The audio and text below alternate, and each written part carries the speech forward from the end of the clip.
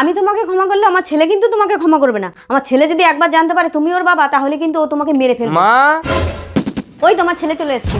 মা, এই পিস্তলটা সেদিন কাজে লাগবে যেদিন আমি আমার বাবাকে চিনতে পারবো। ইনি কে? ইনি ইনি ইনি তোর একটা আঙ্কেল।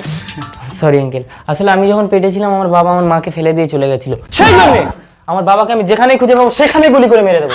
মা, আমি আজ রাতে খাবো না, শুয়ে পড়ছি। পারলে আমার ছেলের কাছে এক্ষুনি তোমার পরিচয় দিই না, তোমাকে খতম করে দিতে পারতাম, কিন্তু না, তোমার মতো একটা পাপীকে আমার ছেলের কাছে খুন করিয়ে আমি জেল খাটাতে চাই না।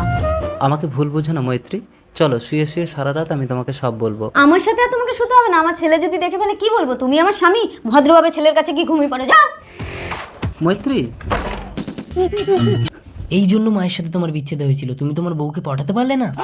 আরে আমি কি এমনি চলে গেছিলাম? তোর মা আমাকে একদম ভালোই বাসতো না। ভালো কেউ কাউকে বাসে না, ভালোবাসা আদায় করে নিতে হয়। যাও, দরজা ভেঙে মায়ের ঘরে ঢুকে যাও। ভেঙে ঢুকে যাবো? ঠিক আছে।